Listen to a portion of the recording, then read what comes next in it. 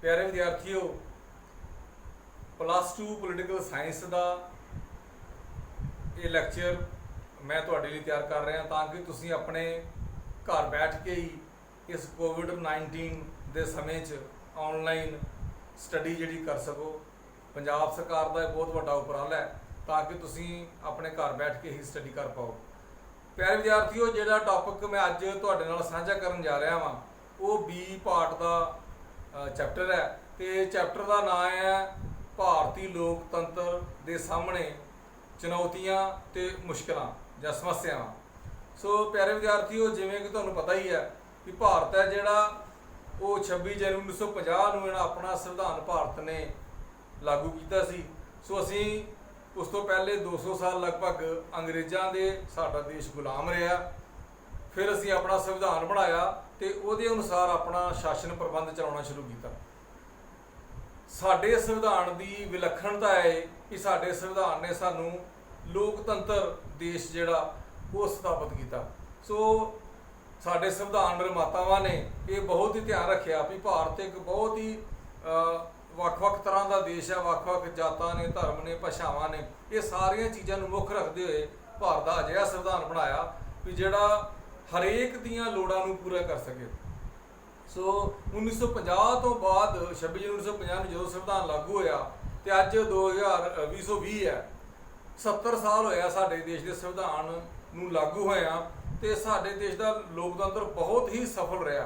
कई देशों नालों साडे गुआढ़ी देश पाकिस्तान दे विच हुण तक 3-4 बार राज पलटा हो चुका। भाव पहले शासक नूं गिरफ्तार करके गोली मार के मरवा के तो नवा शासन नवा जिहड़ा राष्ट्रपति या प्रधानमंत्री बन जाता रहा। साडे देश में अज तक इदां कदे नहीं होया। सरकारां हमेशा लोकतंत्री ढंग नाल ही बदलियां। तुहानूं पता ही है लोकतंत्र जिहड़ा वा अब्राहम लिंकन की एक बहुत ही विश्व प्रसिद्ध डेफिनेशन है कि लोकतंत्र लोकां दा, लोकां द्वारा ते लोकां लई शासन है। सो भारत ने लोकतंत्र अपनाया। 70 सालों के साडे देश ने बहुत बेशुमार तरक्की की, पर फिर भी किते कमियां रह जांदियां ने। पूरा जिहड़ा साडे देश को साधन भी उन्ने नहीं सन। कई देश दीयां अंदरूनी समस्या भी सी जिहदे करके अज भी लोकतंत्र सामने कई चुनौतियां ने जिहड़ियां पुरानियां ते कई चुनौतियां नवीआं जिहड़ियां ने साडे देश के सामने खड़ियां हो गईयां ने। ते आपां इस टॉपिक विच इस लैक्चर च आपां डिस्कस करना मैं तुहाडे नाल साझा करांगा मैं भी किहड़े टॉपिक ने, किहड़े जिहड़ियां चीज़ां ने जिहड़ियां मुश्किलां ने साडे देश विच जां चुनौतियां ने साडे देश के लोकतंत्र नूं, ये जिहड़ियां चुनौतियां ने भारत इन्हां नूं किवें डील करेगा। सो चुनौतियां दी आपां डिस्कस अज करनी है। सो प्यारे विद्यार्थियों, भारतीय लोकतंत्र वैसे बहुत वधिया वा। जिवें साडे देश का जो संविधान बनया तो उहदे च बहुत ज़्यादा परंपरावां ते अजिहियां चीज़ां शामिल कीतियां जिहदे नाल देश है जिहड़ा वो बहुत वधिया होवे। जिवें सुतंत्र न्यायपालिका बनाई गई है। सुतंत्रता तौर पर सरकार तो भी आज़ाद रह के न्यायपालिका काम करती है, संविधान की राखी का काम करती है। फिर समाजिक न्याय है, सारे लोगों को बराबरी का मौका दिता गया है। मौलिक अधिकारों में भी समानता का अधिकार दिता गया है, बिना भेदभाव सारिਆਂ ਨੂੰ समानता का अधिकार दिता गया है। फिर मौलिक अधिकार ने समानता, स्वतंत्रता, धर्म निरपक्षता, शोषण विरुद्ध अधिकार, ये सारिया चीज़ां साबित करदियां भी भारत है जिहड़ा एक बहुत वधिया लोकतंत्र है। तो जिवें सानूं सारिਆਂ ਨੂੰ पता ही है कि सारे संसार का सब तो वड्डा लोकतंत्र इस वेले भारत ही है। फिर भारत विच निर्देशक सिद्धांत ने जिहड़े सरकार के वास्ते मार्गदर्शक ने, गाइडेंस ने भी सरकार भी उहदे वल देख के संविधान वाल वेख के अगे चलती है। फिर नियमित चोणां होंदियां साडे देश 'च लगातार भारत विच लगातार जिहड़ियां चोणां ने जिहड़ियां हर 5 साल बाद चोणां होंदियां ने, नियमित चोणां होंदियां ने। तो ये नहीं है भी किसी तरह टालिया जा सके। फिर स्वतंत्र मीडिया जिहड़ा प्रैस है, प्रैस की आज़ादी जिहड़ी है वो स्वतंत्रता दे विच ही विचार प्रगट करने की स्वतंत्रता दे विच भी प्रैस की आज़ादी दी गई है। सो इन्हां चीज़ों तो साबित होंदा भी भारत एक लोकतंत्र देश है। फिर समस्यावां कित्थे ने, आपां एक समस्या लैके आपां डिस्कस करते हैं भी यह समस्या है तो यह समस्या के कारण है तो लोकतंत्र इन्हां समस्यावां तो किवें प्रभावित होंदा वो आपां डिस्कस करने। भारतीय लोकतंत्र के सामने सब तो पहली जिहड़ी चुनौती है, जिहड़ी समस्या है, चैलेंज है, वो है असमानता।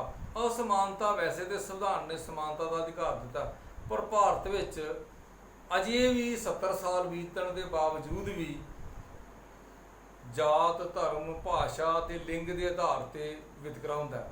ਠੀਕ ਹੈ, ਸੋ ਇਸ ਕਰਕੇ ਅਸਮਾਨਤਾ ਜਿਹੜੀ ਹੈ ਉਹਦਾ ਅਧਿਕਾਰ ਦਿੱਤਾ ਗਿਆ ਵਾ।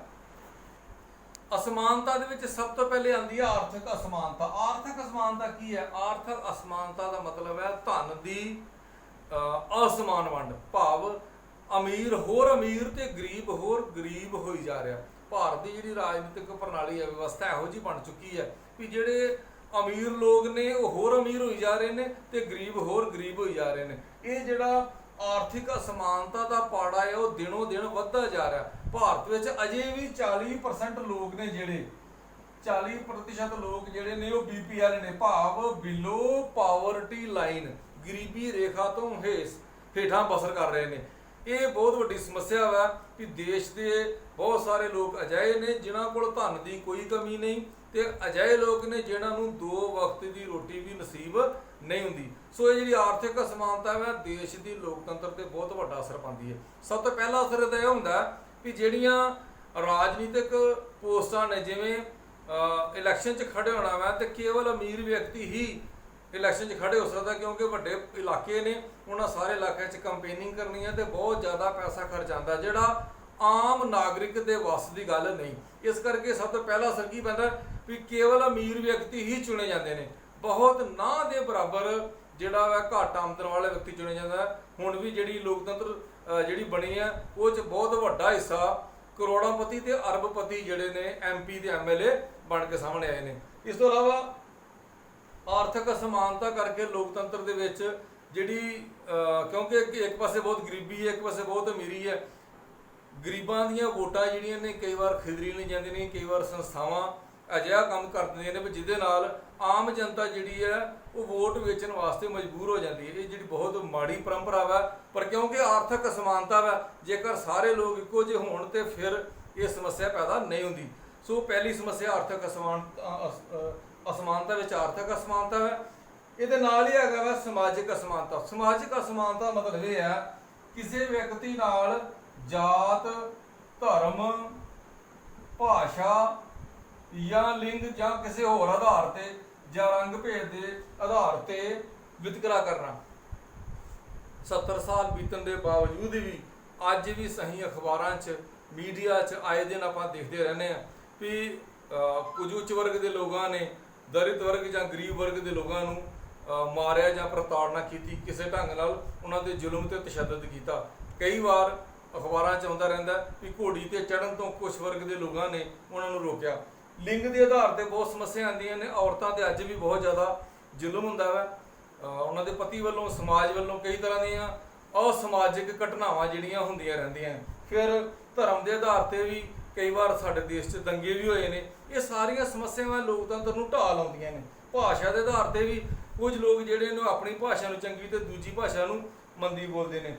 ਨਸਲ ਦੇ ਆਧਾਰ ਤੇ ਜਿਵੇਂ ਅਮਰੀਕਾ 'ਚ ਹੁਣੇ USA ਦੇ ਵਿੱਚ ਜਾਰਜ ਦਾ ਕਤਲ ਕਰ ਦਿੱਤਾ ਗਿਆ, ਭਾਵੇਂ ਉੱਥੋਂ ਦੇ ਪੁਲਿਸ ਮੁਲਾਜ਼ਮਾਂ ਕੀਤਾ, ਪਰ ਸਾਰੀ ਜਨਤਾ ਨੇ ਖਾਸ ਤੌਰ ਤੇ USA ਤੇ ਬਾਕੀ ਦੇਸ਼ਾਂ ਦੇ ਲੋਕਾਂ ਵੀ ਇਸ ਚੀਜ਼ ਦਾ ਵਿਰੋਧ ਕੀਤਾ ਵੀ ਬਲੈਕਸ ਨੂੰ ਨਾਲ ਨਸਲਵਾਦ ਤੇ ਵਿਰੋਧ ਕੀਤਾ ਜਾਂਦਾ USA ਵਰਗੇ ਵਧੀਆ ਕੰਟਰੀ ਵਿੱਚ ਵੀ। ਸੋ ਇਹ ਇਕੱਲੇ ਭਾਰਤ ਦੀ ਸਮੱਸਿਆ ਨਹੀਂ, ਹੋਰ ਕਈ ਦੇਸ਼ਾਂ ਵਿੱਚ ਵੀ ਇਹ ਸਮੱਸਿਆ ਹੈਗੀ ਹੈ। ਪਰ ਭਾਰਤੀ ਲੋਕਤੰਤਰ ਨੂੰ ਇਹ ਜਿਹੜਾ ਸਮਾਜਿਕ ਅਸਮਾਨਤਾ ਹੈ ਇਹ ਬਹੁਤ ਢਾਹ ਲਾ ਰਹੀ ਹੈ, ਬਹੁਤ ਜ਼ਿਆਦਾ ਨੁਕਸਾਨ ਕਰ ਰਹੀ ਹੈ। ਸੋ ਇਸ ਕਰਕੇ ਲੋਕਤੰਤਰ ਦੀ ਮੁਸ਼ਕਿਲ ਇਹ ਆ ਜਾਂਦੀ ਹੈ ਵੀ ਲੋਕ ਫਿਰ ਵੋਟ ਵੀ ਜਿਹੜੇ ਧਰਮ ਦੇ ਆਧਾਰ ਤੇ ਵੋਟ ਮੰਗਣ ਵੀ ਲੱਗ ਪੈਂਦੇ ਨੇ ਤੇ ਲੋਕ ਵੋਟ ਪਾਉਣ ਵੀ ਲੱਗ ਪੈਂਦੇ ਨੇ। ਫਿਰ ਜਾਤ ਪਾਤ ਦੇ ਆਧਾਰ ਤੇ ਪੋਲੀਟੀਕਲ ਪਾਰਟੀਆਂ ਬਣ ਜਾਂਦੀਆਂ ਨੇ ਤੇ ਉਸੇ ਜਾਤ ਦੇ ਆਧਾਰ ਤੇ ਲੋਕਾਂ ਕੋਲ ਵੋਟਾਂ ਮੰਗੀਆਂ ਜਾਂਦੀਆਂ ਨੇ। ਸੋ ਜਿਹੜੀ ਸਮਾਜਿਕ ਅਸਮਾਨਤਾ ਤੇ ਆਰਥਿਕ ਅਸਮਾਨਤਾ ਹੈ ਬੇਸਿਕਲੀ ਇਹ ਭਾਰਤੀ ਲੋਕਤੰਤਰ ਵਾਸਤੇ ਇੱਕ ਬਹੁਤ ਵੱਡੀ ਸਿਰਦਰਦੀ ਤੇ ਸਮੱਸਿਆ ਬਣੀ ਹੋਈ ਹੈ। ਦੂਜੀ ਸਮੱਸਿਆ ਜਿਹੜੀ ਸਾਡੇ ਲੋਕਤੰਤਰ ਦੀ ਹੈ, ਜਿਹੜੀ ਚੁਣੌਤੀ ਬਣੀ ਹੋਈ ਹੈ, ਅਨਪੜ੍ਹਤਾ ਹੈ। ਅਨਪੜ੍ਹ ਵਿਅਕਤੀ ਜਿਹੜਾ ਵਾ ਉਹ ਆਪਣੇ ਵੋਟ ਦੀ ਸਹੀ ਵਰਤੋਂ ਨਹੀਂ ਕਰ ਪਾਉਂਦਾ, ਲੋਕਤੰਤਰ ਨੂੰ ਸਹੀ ਤਰ੍ਹਾਂ ਸਮਝ ਨਹੀਂ ਸਕਦਾ। ਭਾਰਤ ਦੇ 70 ਸਾਲ ਆਜ਼ਾਦੀ ਦੇ ਬਾਅਦ ਵੀ ਅੱਜ ਵੀ ਬਹੁਤ ਸਾਰੇ ਲੋਕ ਅਨਪੜ੍ਹ ਨੇ। ਤਾਜ਼ਾ ਤਰੀਨ ਡਾਟਿਆਂ ਦੇ ਅਨੁਸਾਰ 74% ਲੋਕ ਪੜ੍ਹੇ ਲਿਖੇ ਨੇ, ਜਿਹਦਾ ਅਰਥ ਦੂਜੇ ਸ਼ਬਦਾਂ 'ਚ ਇਹ ਕਹੀਏ 26% ਲੋਕ ਅਜੇ ਵੀ ਅਨਪੜ੍ਹ ਨੇ। ਬਹੁਤ ਸਾਰੇ ਰਾਜਾਂ ਨੇ ਬੜੀ ਮਿਹਨਤ ਕੀਤੀ ਹੈ, ਜਿਵੇਂ केरला है उन्हें 100% लिटरेसी प्राप्त की है, पर कई राज अजे बहुत पछड़े भी ने ਜਿਹੜੇ इस लैवल ਤੇ नहीं आ सके। सो अनपढ़ता साडे देश की बहुत बड़ी समस्या है। लोकतंत्र ਲਈ अनपढ़ व्यक्ति ਜਿਹੜਾ ਵਾ अनपढ़ व्यक्ति ਜਿਹੜਾ ਵਾ ਉਹ ਲੋਕਤੰਤਰ ਲਈ ਕਿਵੇਂ ਉਹਦਾ ਨੁਕਸਾਨ ਹੋ ਸਕਦਾ, ਉਹ ਇਸ ਢੰਗ ਨਾਲ ਹੈ ਕਿ ਅਨਪੜ੍ਹ ਵਿਅਕਤੀ ਨੂੰ ਦੇਸ਼ ਦੀਆਂ ਗੁੰਝਲਦਾਰ ਸਮੱਸਿਆਵਾਂ ਬਾਰੇ ਜਾਣਕਾਰੀ ਨਹੀਂ ਹੁੰਦੀ, ਜਿਸ ਕਰਕੇ ਅਨਪੜ੍ਹ ਵਿਅਕਤੀ ਨੂੰ ਆਸਾਨੀ ਨਾਲ ਵਰਗਲਾਇਆ ਜਾ ਸਕਦਾ, ਉਹਨੂੰ ਭਾਸ਼ਣ ਨਾਲ, ਮੀਡੀਆ ਨਾਲ ਜਾਂ ਹੋਰ ਢੰਗਾਂ ਨਾਲ ਉਹਨੂੰ ਗੁੰਮਰਾਹ ਕੀਤਾ ਜਾ ਸਕਦਾ, ਜਿਹਦੇ ਨਾਲ ਇਹ ਹੁੰਦਾ ਵੀ ਉਹ ਵਿਅਕਤੀ ਚੁਣਿਆ ਜਾਂਦਾ ਜਿਹੜਾ ਚੁਣਿਆ ਨਹੀਂ ਸੀ ਜਾਣਾ ਚਾਹੀਦਾ। ਸੋ ਅਨਪੜ੍ਹ ਵਿਅਕਤੀ ਲੋਕਤੰਤਰ ਵਾਸਤੇ ਇੱਕ ਸਮੱਸਿਆ ਪੈਦਾ ਕਰਦਾ ਹੈ। ਭਾਵੇਂ ਕਿ 74% 74% ਲੋਕ ਪੜ੍ਹੇ ਲਿਖੇ ਨੇ, ਫਿਰ ਵੀ ਥੋੜੇ ਵੀ ਭਾਵੇਂ 26% ਲੋਕ ਪੜ੍ਹੇ ਲਿਖੇ ਨਹੀਂ ਹੈਗੇ, ਅਨਪੜ੍ਹ ਰਹਿ ਗਏ ਨੇ, ਫਿਰ ਵੀ ਇਹ ਲੋਕਤੰਤਰ ਵਾਸਤੇ ਇੱਕ ਬਹੁਤ ਵੱਡੀ ਸਮੱਸਿਆ ਹੈ ਕਿ ਤਾਂ ਕਿ ਸਾਰੇ ਲੋਕ ਪੜ੍ਹੇ ਲਿਖੇ ਹੋਣ, ਜਾਗਰੂਕ ਹੋਣ, ਆਪਣੇ ਅਧਿਕਾਰਾਂ ਤੇ ਕਰਤੱਵਾਂ ਬਾਰੇ ਲੋਕਾਂ ਨੂੰ ਜਾਣਕਾਰੀ ਹੋਏ, ਤੇ ਫਿਰ ਦੇਸ਼ ਦਾ ਲੋਕਤੰਤਰ ਸਫਲ ਹੋ ਜਾਂਦਾ। ਤੀਜੀ ਵੱਡੀ ਚੁਣੌਤੀ ਸਾਡੇ ਦੇਸ਼ ਸਾਹਮਣੇ ਜਿਹੜਾ ਤੀਜਾ ਪੁਆਇੰਟ ਆਪਾਂ ਡਿਸਕਸ ਕਰ ਸਕਦੇ ਹਾਂ, ਉਹ ਤੀਜਾ ਪੁਆਇੰਟ ਹੈਗਾ ਖੇਤਰਵਾਦ। ਖੇਤਰਵਾਦ ਕੀ ਹੁੰਦਾ? ਖੇਤਰਵਾਦ ਦਾ ਅਰਥ ਇਹ ਹੈ ਆਪਣੇ ਖੇਤਰ ਨੂੰ ਪਸੰਦ ਕਰਨਾ, ਪਿਆਰ ਕਰਨਾ ਤੇ ਦੂਜੇ ਖੇਤਰ ਨਾਲ ਨਫ਼ਰਤ ਕਰਨਾ। ਵੈਸੇ ਤੇ ਇਹ ਚੀਜ਼ ਬਹੁਤ ਮਾੜੀ ਹੈ, ਪਰ ਫਿਰ ਵੀ ਇੱਕ ਮੂਵਮੈਂਟ ਹੁੰਦੀ ਹੈ sons of the soil, sons of the soil, ਭਾਵ ਅਸੀਂ ਇੱਥੋਂ ਦੇ ਵਸਨੀਕ ਹਾਂ ਤੇ ਜਿਹੜੇ ਇੱਥੋਂ ਦੇ ਸਾਧਨ ਨੇ ਉਹਨਾਂ ਦੇ ਅਸੀਂ ਮਾਲਕ ਹਾਂ। ਜਦੋਂ ਕਿ ਭਾਰਤ ਤੁਹਾਨੂੰ ਪਤਾ ਹੀ ਹੈ ਅੱਜ ਭਾਰਤ ਦੇ 28 ਰਾਜ ਤੇ 7 ਕੇਂਦਰੀ ਸ਼ਾਸਿਤ ਪ੍ਰਦੇਸ਼ ਨੇ। ਭਾਰਤ ਦੇ ਸੰਵਿਧਾਨ ਨੇ ਇਹ ਕਿਹਾ ਹੋਇਆ, ਸੁਤੰਤਰਤਾ ਦਿੱਤੀ ਹੈ ਵੀ ਕੋਈ ਵਿਅਕਤੀ ਕਿਤੇ ਵੀ ਜਾ ਕੇ ਵਸ ਸਕਦਾ। 7 ਕੇਂਦਰੀ ਸ਼ਾਸਿਤ ਪ੍ਰਦੇਸ਼ ਨਹੀਂ, ਕੇਂਦਰੀ ਸ਼ਾਸਿਤ ਪ੍ਰਦੇਸ਼ ਹੁਣ 9 ਹੋ ਚੁੱਕੇ ਨੇ, ਜੰਮੂ ਕਸ਼ਮੀਰ ਤੇ ਲਦਾਖ ਨੂੰ ਐਡ ਕਰਕੇ 9 ਕੇਂਦਰੀ ਸ਼ਾਸਿਤ ਪ੍ਰਦੇਸ਼ ਹੋ ਚੁੱਕੇ ਨੇ। ਸੋ ਮੈਂ ਗੱਲ ਕਰ ਰਿਹਾ ਸੀ ਖੇਤਰਵਾਦ ਦੀ। ਖੇਤਰਵਾਦ ਜਿਹੜਾ ਵਾ ਉਹ ਇਹ ਹੁੰਦਾ ਵੀ ਆਪਣੇ ਇਲਾਕੇ ਨੂੰ ਪਸੰਦ ਕਰਨਾ। ਪੰਜਾਬ ਦੇ ਲੋਕ ਕਹਿਣ ਵੀ ਅਸੀਂ ਪੰਜਾਬੀਆਂ ਨੂੰ ਪਸੰਦ ਕਰਨਾ ਤੇ ਬਾਕੀਆਂ ਨੂੰ ਨਹੀਂ। ਹਰ ਥਾਂ ਇਹ ਸਮੱਸਿਆ ਨਹੀਂ ਹੈ, ਪਰ ਕੁਝ ਰਾਜਾਂ ਵਿੱਚ ਇਹ ਸਮੱਸਿਆ ਜ਼ਰੂਰ ਹੈਗੀ ਹੈ ਵੀ ਲੋਕ ਜਿਹੜੇ ਨੇ ਪਹਿਲ ਦਿੰਦੇ ਨੇ ਆਪਣੇ ਹੀ ਇਲਾਕੇ ਨੂੰ, ਜਿਹਦੇ ਨਾਲ ਕੀ ਹੁੰਦਾ ਖੇਤਰਵਾਦ ਦੀ ਸਮੱਸਿਆ ਪੈਦਾ ਹੁੰਦੀ ਹੈ। ਇੱਕ ਹੋਰ ਗੱਲ ਹੁੰਦੀ ਹੈ, ਕਈ ਲੋਕ ਕਈ ਰਾਜ ਇਹ ਗੱਲ ਕਰਦੇ ਨੇ ਵੀ ਸਾਡੇ ਨਾਲ ਵਿਤਕਰਾ ਕੀਤਾ ਜਾ ਰਿਹਾ, ਸਾਡੇ ਜਿਹੜੀ ਕੇਂਦਰ ਸਰਕਾਰ ਆ ਸਾਡੇ ਨਾਲ ਪੂਰਾ ਨਿਆਂ ਨਹੀਂ ਕਰ ਰਹੀ। ਉੱਤਰ ਪੂਰਬੀ ਰਾਜਾਂ ਨੇ ਕਈ ਸਾਰੇ ਸਮੱਸਿਆ ਇਸ ਗੱਲ ਦੀ ਮੰਗ ਕੀਤੀ ਵੀ ਸਾਡੇ ਨਾਲ ਜਿਹੜਾ ਵਾ ਪੂਰੀ ਤਰ੍ਹਾਂ ਵਿਤਕਰਾ ਕੀਤਾ ਜਾ ਰਿਹਾ, ਪਰ ਇਹੋ ਜਿਹੀ ਕੋਈ ਗੱਲ ਨਹੀਂ। ਸਾਡਾ ਦੇਸ਼ ਬਹੁਤ ਵਧੀਆ ਵਾ, ਇੱਕ ਦੂਜੇ ਸਾਰੇ ਦੇਸ਼ ਨੂੰ ਨਾਲ ਲੈ ਕੇ ਚੱਲਣ ਵਾਲੀ ਗੱਲ ਹੁੰਦੀ ਹੈ। ਫਿਰ ਵੀ ਖੇਤਰਵਾਦ ਦੀ ਸਮੱਸਿਆ ਜਿਹੜੀ ਹੈ ਸਾਡੇ ਦੇਸ਼ 'ਚ ਹੈਗੀ ਹੈ। ਕਈ ਵਾਰ ਕੁਝ ਰਾਜਾਂ ਨੇ ਵੱਖਰੇ ਦੇਸ਼ ਦੇ ਸੰਘ ਤੋਂ ਵੱਖਰੇ ਹੋਣ ਦੀ ਮੰਗ ਕੀਤੀ, ਜਿਵੇਂ ਜੰਮੂ ਕਸ਼ਮੀਰ 'ਚ ਇਹ ਸਮੱਸਿਆ ਰਹੀ ਹੈ, ਅਸਾਮ ਵਿੱਚ ਇਹ ਸਮੱਸਿਆ ਰਹੀ ਹੈ ਵੀ ਜਿਹੜੇ ਕੁਝ ਇੱਕ ਆਰਗੇਨਾਈਜੇਸ਼ਨ ਨੇ, ਸੰਸਥਾਵਾਂ ਨੇ, ਠੀਕ ਹੈ, ਐਂਟੀ ਨੈਸ਼ਨਲ ਸੰਸਥਾਵਾਂ ਨੇ, ਉਹ ਇਹਨੂੰ ਆਧਾਰ ਬਣਾ ਕੇ ਆਪਣੀ ਆਜ਼ਾਦੀ ਪ੍ਰਾਪਤ ਕਰਨ ਦੀ ਕੋਸ਼ਿਸ਼ ਕਰਦੀਆਂ ਨੇ ਵੀ ਅਸੀਂ ਇਹ ਦੇਸ਼ ਨੂੰ ਵੱਖਰਾ ਹੋਣਾ ਚਾਹੁੰਦੇ ਹਾਂ। ਸੋ ਜਿਹੜਾ ਵੱਖਵਾਦ ਹੈ ਇਹ ਦੇਸ਼ ਦੇ ਲੋਕਤੰਤਰ ਵਾਸਤੇ ਬਹੁਤ ਘਾਤਕ ਹੁੰਦਾ ਵਾ। ਸੋ ਲੋਕਤੰਤਰ ਇਹਦੇ ਨਾਲ ਲੋਕਤੰਤਰ ਕਮਜ਼ੋਰ ਪੈ ਜਾਂਦਾ। ਸੋ ਇਹ ਬਹੁਤ ਵੱਡੀ ਚੁਣੌਤੀ ਹੈ ਸਾਡੇ ਦੇਸ਼ ਸਾਹਮਣੇ। ਖੇਤਰਵਾਦ ਵਿੱਚ ਹੀ ਕਈ ਵਾਰ 1956 ਜਿਵੇਂ ਭਾਸ਼ਾ ਦੇ ਆਧਾਰ ਤੇ ਰਾਜਾਂ ਦੀ ਨਵੇਂ ਰਾਜਾਂ ਦਾ ਨਿਰਮਾਣ ਕੀਤਾ ਗਿਆ, ਕਿਉਂਕਿ ਲੋਕ ਵੱਖਰੇ ਰਾਜ ਦੀ ਮੰਗ ਕਰਦੇ ਸੀ। ਪੰਜਾਬ ਦਾ ਨਿਰਮਾਣ ਵੀ 1 ਨਵੰਬਰ 1966 ਨੂੰ ਹੋਇਆ, ਜਿਹਦੇ 'ਚੋਂ ਪੰਜਾਬ, ਹਰਿਆਣਾ ਤੇ ਹਿਮਾਚਲ ਰਾਜ ਬਣੇ। ਸੋ ਖੇਤਰਵਾਦ ਕਰਕੇ ਕਈ ਵੱਡੇ ਰਾਜ ਨੇ ਜਿਹੜੇ ਛੋਟੇ ਛੋਟੇ ਰਾਜ ਬਣ ਚੁੱਕੇ ਨੇ, ਕਿਉਂਕਿ ਹਰ ਰਾਜ ਜਿਹੜਾ ਵਾ ਆਪਣੇ ਵੱਖਰੇ ਰਾਜ ਦੀ ਮੰਗ ਕਰਦਾ ਵਾ। ਤੇਲੰਗਾਨਾ ਨਿਕਲਿਆ ਵਾ ਆਂਧਰਾ ਪ੍ਰਦੇਸ਼ ਚੋਂ ਖੇਤਰਵਾਦ ਕਰਕੇ। ਸੋ ਖੇਤਰਵਾਦ ਜਿਹੜਾ ਵਾ ਕਈ ਵਾਰ ਆਪਣੇ ਆਪਣੇ ਖੇਤਰ ਨੂੰ ਪਸੰਦ ਕਰਨ ਦੀ ਗੱਲ ਜਿਹੜੀ ਹੈ ਪੰਜਾਬ ਤੇ ਹਰਿਆਣਾ ਤੇ ਵੀ ਲਾਗੂ ਹੁੰਦੀ ਹੈ। ਜਿਵੇਂ ਸਤਲੁਜ ਯਮੁਨਾ ਲਿੰਕ ਨਹਿਰ, ਪੰਜਾਬ ਇਹ ਪਾਣੀਆਂ ਤੇ ਪੰਜਾਬ ਆਪਣਾ ਅਧਿਕਾਰ ਦੱਸਦਾ ਵਾ, ਹਰਿਆਣਾ ਆਪਣਾ ਅਧਿਕਾਰ ਦੱਸਦਾ ਵਾ। ਇਸੇ ਤਰ੍ਹਾਂ ਕਾਵੇਰੀ ਜਲ ਵਿਵਾਦ ਹੈਗਾ ਕੇਰਲਾ, ਕਰਨਾਟਕਾ, ਸਾਊਥ ਦੇ ਰਾਜਾਂ ਵਿੱਚ। ਸੋ ਇਹ ਜਿਹੜੀਆਂ ਸਮੱਸਿਆਵਾਂ ਨੇ ਖੇਤਰਵਾਦ ਕਰਕੇ ਹੁੰਦੀਆਂ ਨੇ ਵੀ ਰਾਜ ਆਪਣੇ ਆਪਣੇ ਸਾਧਨਾਂ ਨੂੰ ਆਪਣੇ ਵੱਲ ਨੂੰ ਖਿੱਚਣ ਦੀ ਕੋਸ਼ਿਸ਼ ਕਰਦਾ ਵਾ, ਜਿਹਦੇ ਕਰਕੇ ਖੇਤਰਵਾਦ ਦੀ ਸਮੱਸਿਆਵਾਂ ਪੈਦਾ ਹੁੰਦੀਆਂ। ਅਗਲੀ ਸਮੱਸਿਆ ਜਿਹੜੀ ਹੈ ਉਹ ਹੈਗੀ ਹੈ ਸੰਪਰਦਾਇਕਤਾ। ਸੰਪਰਦਾਇਕਤਾ ਦਾ ਅਰਥ ਹੈ ਧਾਰਮਿਕ ਕੱਟੜਤਾ।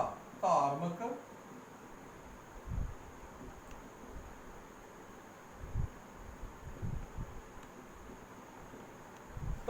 ਕੱਟੜਤਾ ਦਾ ਅਰਥ ਇਹ ਹੈ ਤੁਸੀਂ ਆਪਣੇ ਧਰਮ ਨੂੰ ਪਸੰਦ ਕਰਦੇ ਹੋ, ਬਹੁਤ ਵਧੀਆ ਗੱਲ ਆ, ਲਾਈਕ ਕਰਦੇ ਹੋ, ਪਰ ਦੂਜੇ ਧਰਮ ਦਾ ਵਿਰੋਧ ਨਹੀਂ ਕਰਨਾ ਚਾਹੀਦਾ। ਜਦੋਂ ਆਪਾਂ ਦੂਜੇ ਧਰਮ ਪ੍ਰਤੀ ਦਾ ਵਿਰੋਧ ਕਰਦੇ ਹਾਂ, ਨਫ਼ਰਤ ਕਰਦੇ ਹਾਂ, ਤੇ ਫਿਰ ਧਾਰਮਿਕ ਕੱਟੜਤਾ ਸਾਡੇ 'ਚ ਆ ਜਾਂਦੀ ਹੈ।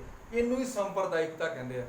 ਸਾਡੇ ਦੇਸ਼ ਵਿੱਚ ਕਿਉਂਕਿ ਬਹੁਤ ਸਾਰੇ ਧਰਮਾਂ ਦੇ, ਭਾਸ਼ਾਵਾਂ ਦੇ, ਜਾਤਾਂ ਦੇ ਲੋਕ ਰਹਿੰਦੇ ਨੇ, ਠੀਕ ਹੈ, ਵਿਭਿੰਨਤਾ ਵਿੱਚ ਏਕਤਾ ਹੈ, ਪਰ ਫਿਰ ਵੀ ਸੰਪਰਦਾਇਕਤਾ ਜਿਹੜੀ ਸਾਡੇ ਦੇਸ਼ ਦੀ ਸਮੱਸਿਆ ਬਣੀ ਹੋਈ ਹੈ ਬਹੁਤ ਜ਼ਿਆਦਾ। ਹੁਣ ਤੱਕ ਦੇਸ਼ ਦੇ 70 ਸਾਲਾਂ ਦੀ ਆਜ਼ਾਦੀ ਤੋਂ ਬਾਅਦ ਵੀ 73 ਸਾਲ ਭਾਵੇਂ ਹੋ ਗਏ ਨੇ, ਤੇ ਬਹੁਤ ਜ਼ਿਆਦਾ ਸੰਪਰਦਾਇਕ ਜਿਹੜੀਆਂ ਨੇ ਘਟਨਾਵਾਂ ਵਾਪਰੀਆਂ ਨੇ 1984 'ਚ, 2006 'ਚ, ਫਿਰ ਹੋਰ ਹੁਣੇ ਦਿੱਲੀ ਦੀਆਂ ਚੋਣਾਂ ਤੋਂ ਬਾਅਦ ਵੀ ਸੰਪਰਦਾਇਕ ਦੰਗੇ ਹੋਏ। ਸੋ ਜਿਹੜੇ ਸੰਪਰਦਾਇਕ ਦੰਗੇ ਨੇ ਇਹ ਦੇਸ਼ ਨੂੰ ਨੁਕਸਾਨ ਪਹੁੰਚਾਉਂਦੇ ਨੇ। ਆਮ ਸੰਸਾਰ ਦੇ ਵਰਲਡ ਦੇ ਵਿੱਚ ਸਾਨੂੰ ਨਿੰਮੋ ਝਾਣ ਹੋਣੇ ਪੈਂਦਾ ਵਾ, ਸਾਨੂੰ ਸ਼ਰਮਿੰਦਗੀ ਮਹਿਸੂਸ ਹੁੰਦੀ ਹੈ ਕਿ ਸਾਡੇ ਦੇਸ਼ ਵਿੱਚ ਸੰਪਰਦਾਇਕ ਤਾਕਤਾਂ ਜਿਹੜੀਆਂ ਨੇ ਉਹ ਅੱਗੇ ਵਧ ਰਹੀਆਂ ਨੇ।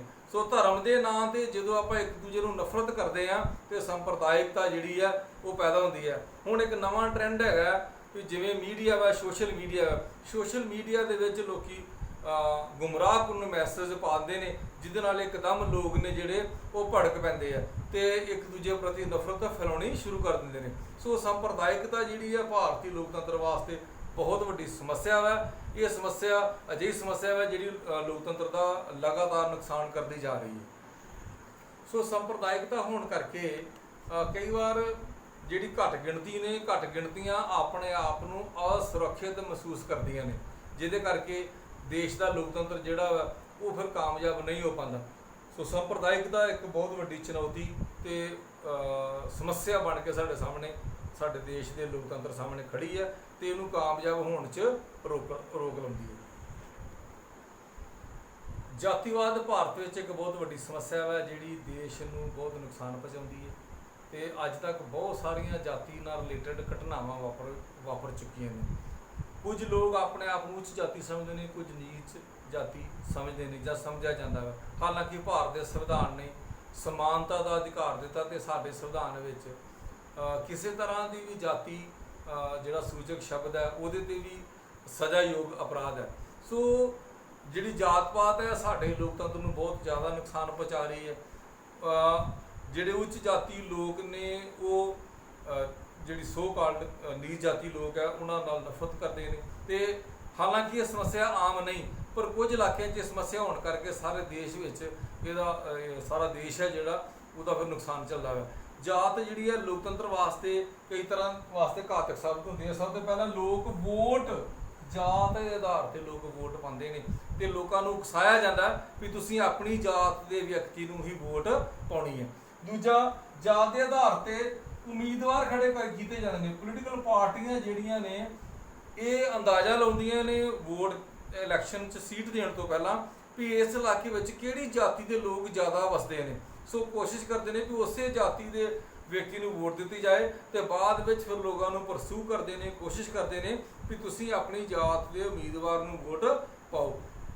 ਫਿਰ ਜਾਤ ਦੇ ਆਧਾਰ 'ਤੇ ਸੀਟਾਂ ਦੀ ਵੰਡ ਕੀਤੀ ਜਾਂਦੀ ਹੈ। ਇੱਥੋਂ ਤੱਕ ਵੀ ਮਹਿਕਮਿਆਂ ਦੀ ਵੰਡ ਵੀ ਜਿਹੜੀ ਹੈ ਉਹ ਜਾਤ ਦੇ ਆਧਾਰ 'ਤੇ ਕਈ ਵਾਰ ਕੀਤੀ ਜਾਂਦੀ ਹੈ। ਮੰਤਰੀ ਮੰਡਲ ਬਣਾਉਣ ਲੱਗਿਆਂ ਵੀ ਪ੍ਰਭਾਵੀ ਹੁੰਦਾ ਵਾ। ਰਾਜਨੀਤਿਕ ਦਲ ਕਈ ਬਣ ਚੁੱਕੇ ਨੇ ਜਾਤ ਦੇ ਆਧਾਰ 'ਤੇ। ਬਹੁਜਨ ਸਮਾਜ ਪਾਰਟੀ ਜਿਵੇਂ ਕਿਹਾ ਜਾਂਦਾ ਵੀ ਉਹ ਦਲਿਤਾਂ ਦੀ ਪਾਰਟੀ, ਹਾਲਾਂਕਿ ਉਹਦੇ ਵਿੱਚ ਬਹੁਤ ਜ਼ਿਆਦਾ ਸਵਰਨ ਵੀ ਹੁਣ ਹੈਗੇ ਨੇ। ਇਸ ਤੋਂ ਇਲਾਵਾ DMK ਪਾਰਟੀ ਜਿਹੜੀ ਹੈ ਉਹ ਵੀ ਜਾਤ ਦੇ ਆਧਾਰ 'ਤੇ ਪਾਰਟੀ ਬਣੀ ਹੋਈ ਹੈ। ਸੋ ਜਾਤ ਪਾਤ ਜਿਹੜੀ ਹੈ ਸਾਡੇ ਦੇਸ਼ ਵਾਸਤੇ ਇੱਕ ਕੋਡ ਸਾਬਤ ਹੋਇਆ ਤੇ ਇਹ ਜਿਹੜਾ ਵਾ ਦੇਸ਼ ਨੂੰ ਪਿਛਾਂਹ ਖਿੱਚਣ ਵਾਲੀ ਜਿਹੜੀਆਂ ਸੰਸਥਾਵਾਂ ਕ੍ਰੀਏਟ ਹੁੰਦੀਆਂ ਇਹਦੇ ਨਾਲ। ਤੇ ਅੱਜ ਕੱਲ੍ਹ ਜਿਵੇਂ ਪਹਿਲਾਂ ਵੀ ਦੱਸਿਆ ਵਾ ਵੀ ਸੋਸ਼ਲ ਮੀਡੀਆ ਰਾਹੀਂ ਇੰਨਾ ਪ੍ਰਚਾਰ ਕੀਤਾ ਜਾਂਦਾ ਵਾ ਦੋਵੇਂ ਵਿਰੋਧੀ ਧਿਰਾਂ ਦੁਆਰਾ, ਮਤਲਬ ਜਿਹੜੀਆਂ ਵਿਰੋਧੀ ਧਿਰਾਂ ਨੇ ਇੱਕ ਜਾਤੀ ਦੂਜੀ ਜਾਤੀ ਪ੍ਰਤੀ, ਤੇ ਉਹਦੇ ਨਾਲ ਆਮ ਜਨਤਾ ਦੇ ਦਿਲਾਂ ਵਿੱਚ ਨਫ਼ਰਤ ਫੈਲਦੀ ਹੈ। ਸੋ ਇਸ ਕਰਕੇ ਜਿਹੜੀ ਜਾਤ ਪਾਤ ਹੈ ਸਾਡੇ ਦੇਸ਼ ਵਿੱਚ ਬਹੁਤ ਵੱਡੀ ਲੋਕਤੰਤਰ ਲਈ ਸਮੱਸਿਆ ਪੈਦਾ ਹੁੰਦੀ ਹੈ। ਇਹਦੇ ਨਾਲ ਗਲਤ ਉਮੀਦਵਾਰ ਚੁਣੇ ਜਾਂਦੇ ਨੇ, ਗਲਤ ਉਮੀਦਵਾਰ ਸਰਕਾਰ 'ਚ ਆ ਜਾਂਦੇ ਨੇ। ਸੋ ਇਹ ਸਮੱਸਿਆ ਜਿਹੜੀ ਹੈ ਇਹ ਵੀ ਇੱਕ ਬਹੁਤ ਵੱਡੀ ਚੁਣੌਤੀ ਹੈ ਸਾਡੇ ਦੇਸ਼ ਲਈ। ਬੇਰੁਜ਼ਗਾਰ ਹੋਣ ਕਰਕੇ ਨੌਜਵਾਨਾਂ ਦੇ ਵਿੱਚ ਇੱਕ ਅਜੀਬ ਤਰ੍ਹਾਂ ਦਾ ਖਿਆਲ ਪੈਦਾ ਹੁੰਦਾ ਵਾ। ਉਹਨਾਂ ਨੂੰ ਮਾਨਸਿਕ ਤੌਰ 'ਤੇ ਸੰਤੁਸ਼ਟੀ ਨਹੀਂ ਹੁੰਦੀ ਤੇ ਉਹ ਆਪਣੇ ਆਪ ਨੂੰ ਇੱਕ ਚੈਲੰਜ ਮਹਿਸੂਸ ਕਰਦੇ ਨੇ। ਸੋ ਇਸ ਕਰਕੇ ਬੇਰੁਜ਼ਗਾਰੀ ਜਿਹੜੀ ਆ, ਬੇਰੁਜ਼ਗਾਰੀ ਦੀ ਸਮੱਸਿਆ ਜਿਹੜੀ ਆ ਉਹ ਸਾਡੇ ਦੇਸ਼ ਵਿੱਚ ਇੱਕ ਗੰਭੀਰ ਸਮੱਸਿਆ ਹੈ। बहुत सारे लोगों को रोज़गार नहीं मिलता, उन्हें काम के मौके प्राप्त नहीं। बहुत सारे लोग भावें पढ़ लिख गए ने पर उन्होंने अपनी योग्यता अनुसार रोज़गार नहीं मिलता, जिससे इसे करके भारत विचों ब्रेन ड्रेन हो रहा। बहुत सारे लोग ने जिहड़े वो बाहरले देशों में जा रहे हैं, क्योंकि साडे देश विच पूरा काम के मौके नहीं मिलते, तो बाहरले देश जिहड़े ने वो आईलैट्स करवा के जां ਵੱਖ-ਵੱਖ तरह के टैसट लैके ਲੱਖਾਂ रुपया लोगों का लुट रहे हैं। तो इसका बेसिक कारण की है, देश विच प्रॉपर रोज़गार का ना होना। सो बेरोज़गार की समस्या जिहड़ी है, बेरोज़गारी समस्या सब तो मुश्किल समस्या है।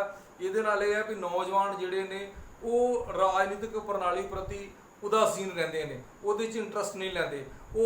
उन्होंने ये लगता है भी देश साडी समस्या हल नहीं कर रहा, जिस करके वो जिहड़े ने असंतोष च रहिंदे ने। सो बेरोज़गारी की समस्या भी एक बहुत बड़ी समस्या है जिहड़ी लोकतंत्र नूं प्रभावित करती है तो लोकतंत्र नूं सफल नहीं होण दिंदी। भारत विच भ्रिष्टाचार का भी बहुत बोलबाला है। भ्रिष्टाचार जिहड़ा है की हुंदा, भ्रिष्टाचार एक वो साधन है जिहदे राहीं लोग अपना काम है जिहड़ा रिश्वत दे के अपना काम करवा लैंदे ने। भावें कोई फाइल पास करवानी हो, कोई बिल पास करवाना है या कोई कानून अपने फेवर च बनाना है, भ्रिष्टाचार दे साधना की वरतों करके लोग गैर कानूनी काम भी करवा लेंदे ने। साडे देश विच दीयां जड़ां च भ्रिष्टाचार फैल चुका है तो हर आए दिन कोई ना कोई स्कैम जिहड़ा वा, अज तक किन्ने ही स्कैम जिहड़े ने वख-वख सरकारां दे विच हर तरह के स्कैम साडे देश च सामने आए ने। भावें वो ताज़ा नीरव मोदी का होवे, विजय माल्या का होवे, जां आदर्श स्कैम होवे, जां घोटाले जिहड़े पहले समय च होंदे रहे ने। यूपीए सरकारां विच भी किन्ने घोटाले जिहड़े ने वो जनता सामने आए।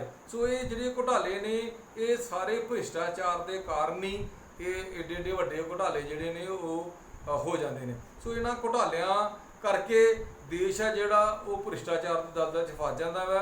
स्वर्गीय वीपी सिंह ने एक बार कहा सीगा कि भ्रिष्टाचार हुण भारत विच जुर्म नहीं रहा, ये लोगों की आदत बन गई है। हालांकि ये बयान पूरी तरह सही तो नहीं, पर काफ़ी हद तक ये उन्होंने कहा सीगा भी ये लोगों के हड्डां च रच चुका है।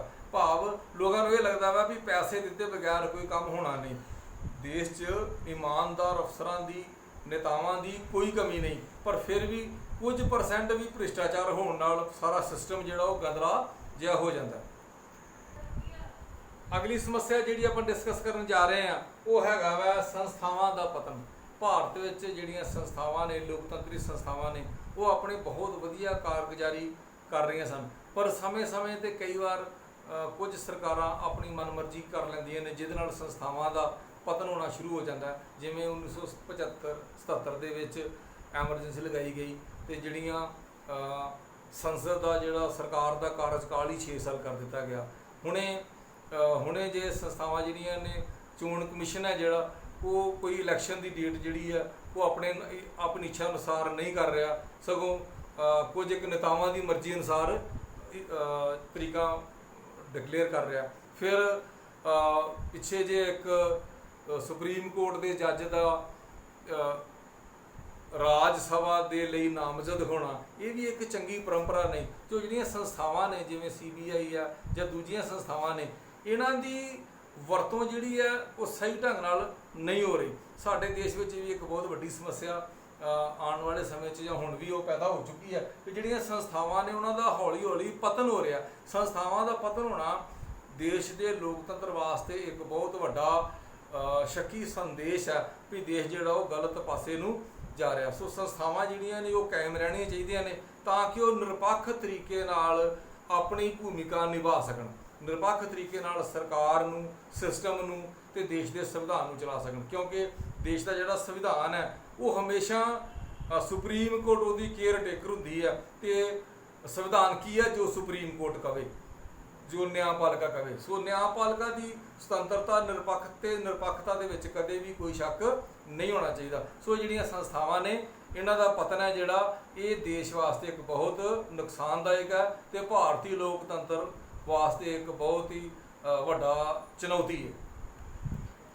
सो देश में समय समय पर हिंसक घटनावां जिहड़ियां ने ये भी लोकतंत्र वास्ते नुकसान पैदा करदियां ने, नुकसान पहुँचाउंदियां ने। हुणे पिछे ਜਿਹੀ ਪੁਲਵਾਮਾ ਹਮਲਾ ਹੋਇਆ, ਪਾਕਿਸਤਾਨ ਨੇ ਕੀਤਾ, ਜਿਹਦੇ 'ਚ ਸਾਡੇ ਬਹੁਤ ਜ਼ਿਆਦਾ ਸੈਨਿਕ ਮਾਰੇ ਗਏ।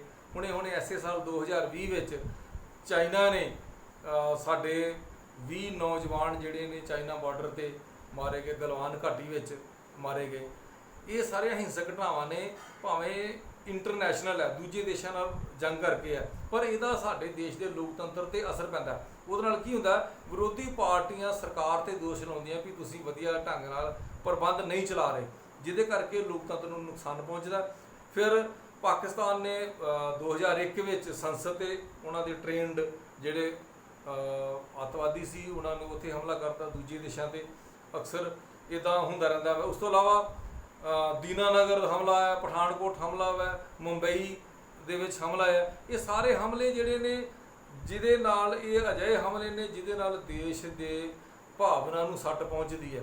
ਭਾਵੇਂ ਇਹਨਾਂ ਨਾਲ ਲੋਕਤੰਤਰ ਨੂੰ ਬਹੁਤਾ ਨੁਕਸਾਨ ਨਹੀਂ ਪਹੁੰਚਦਾ, ਪਰ ਫਿਰ ਵੀ ਵਿਰੋਧੀ ਧਿਰ ਨੂੰ ਇੱਕ ਬੋਲਣ ਦਾ ਮੌਕਾ ਮਿਲ ਜਾਂਦਾ ਵੀ ਸਰਕਾਰ ਜਿਹੜੀ ਉਹ ਪ੍ਰਬੰਧ ਸਹੀ ਢੰਗ ਨਾਲ ਨਹੀਂ ਚਲਾ ਰਹੀ, ਜਿਹਦੇ ਕਰਕੇ ਅਜਿਹੀਆਂ ਘਟਨਾਵਾਂ ਹੁੰਦੀਆਂ ਨੇ।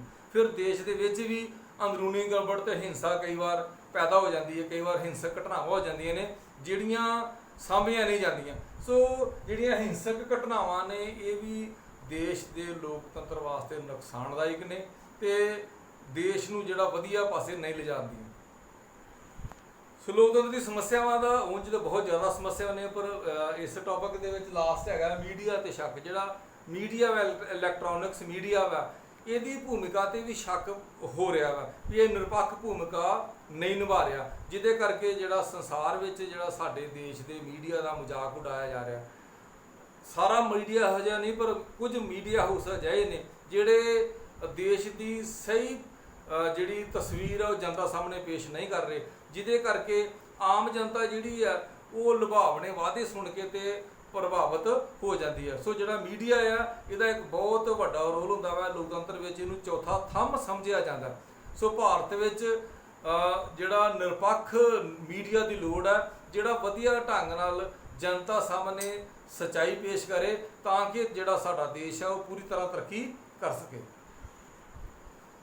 ਕਈ ਮੀਡੀਆ ਹਾਊਸਸ ਨੂੰ ਸੰਸਦ ਵਿੱਚ ਜਗ੍ਹਾ ਮਿਲ ਜਾਂਦੀ ਹੈ, ਕਈ ਮੀਡੀਆ ਹਾਊਸਸ ਨੇ ਜਿਹੜੇ ਉਹ ਇੱਕ ਨਿਰਪੱਖ ਖਬਰ ਚਲਾਉਣ ਦੀ ਬਜਾਏ ਇੱਕ ਪੱਖਪਾਤੀ ਜਿਹੜੀ ਖਬਰ ਹੈ ਜਿਹੜੀ ਉਹਨੂੰ ਚਲਾਉਂਦੇ ਨੇ, ਜਿਹਦੇ ਕਰਕੇ ਜਿਹੜਾ ਆਮ ਜਨਤਾ ਜਿਹੜੀ ਆ ਉਹਦੇ ਤੋਂ ਪ੍ਰਭਾਵਿਤ ਹੋ ਜਾਂਦੀ ਹੈ।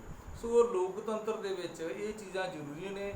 ਇਹ ਜਿਹੜਾ ਚੌਥਾ ਥੰਮ ਹੈ, ਅਸੀਂ ਫਿਰ ਇਹ ਕਹਿ ਰਹੇ ਹਾਂ ਕਿ ਭਾਰਤ ਦਾ ਜਿਹੜਾ ਮੀਡੀਆ ਵਾ ਇਹਦਾ ਸੰਸਾਰ ਵਿੱਚ ਇੱਕ ਬਹੁਤ ਉੱਚਾ ਮੁਕਾਮ ਸੀ, ਪਰ ਇੰਡੈਕਸ ਵਿੱਚ ਹੁਣ ਉਹ ਬਹੁਤ ਨੀਚੇ ਆ ਚੁੱਕਾ। ਉਹਦਾ ਕਾਰਨ ਇਹੋ ਹੀ ਹੈ ਕਿ ਜਿਹੜਾ ਮੀਡੀਆ ਵਾ ਉਹ ਨਿਰਪੱਖ ਨਹੀਂ ਹੈ। ਪ੍ਰਿੰਟ ਮੀਡੀਆ ਅਜੇ ਕਾਫੀ ਇਨਸਾਫ ਕਰ ਰਿਹਾ, ਪਰ ਇਲੈਕਟ੍ਰੋਨਿਕਸ ਮੀਡੀਆ ਦੇ ਵਿੱਚ ਕਈ ਇਹੋ ਜਿਹੀਆਂ ਚੀਜ਼ਾਂ ਆ ਚੁੱਕੀਆਂ ਨੇ ਕਿ ਜਿਹਦੇ ਨਾਲ ਜਿਹੜਾ ਇਲੈਕਟ੍ਰੋਨਿਕਸ ਮੀਡੀਆ ਵਾ ਉਹਦੀ ਨਿਰਪੱਖਤਾ ਤੇ ਸ਼ੱਕ ਕੀਤਾ ਜਾਂਦਾ ਵਾ। ਹੋਰ ਵੀ ਸਾਡੇ ਦੇਸ਼ ਦੀਆਂ ਕਈ ਸਮੱਸਿਆਵਾਂ ਨੇ, ਜਿਵੇਂ ਬਹੁ ਪਾਰਟੀ ਸਿਸਟਮ ਹੈ, ਬਹੁਤ ਜ਼ਿਆਦਾ ਪੋਲੀਟੀਕਲ ਪਾਰਟੀਜ਼ ਨੇ, ਕੋਈ ਵਿਰੋਧੀ ਦਲ ਸਟਰੋਂਗ ਨਹੀਂ ਹੈਗੇ, ਜਿਹਦੇ ਕਰਕੇ ਸਰਕਾਰਾਂ ਜਿਹੜੀਆਂ ਨੇ ਉਹ ਆਪਣੀ ਮਨਮਰਜ਼ੀ ਕਰ ਜਾਂਦੀਆਂ ਨੇ, ਕਿਉਂਕਿ ਵਿਰੋਧੀ ਪਾਰਟੀਆਂ ਵਿੱਚ ਇਕਜੁੱਟਤਾ ਨਹੀਂ ਹੁੰਦੀ। ਸੋ ਭਾਰਤੀ ਲੋਕਤੰਤਰ ਦੀਆਂ ਸਮੱਸਿਆਵਾਂ ਬਹੁਤ ਨੇ।